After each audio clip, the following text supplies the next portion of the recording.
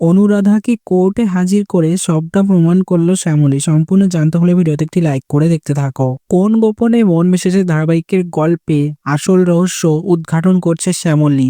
18 তারিখ স্যার অর্থাৎ অনিকেত কোথায় গিয়েছিল, কেন গিয়েছিল, সবটা দেখতে যাচ্ছে। একটা হসপিটালের খোঁজ পেয়েছে, তার ফোন ট্র্যাক করে সেখান থেকে জানতে পেরেছে অনুরাধাকে সেই হসপিটালে ভর্তি করেছিল স্যার।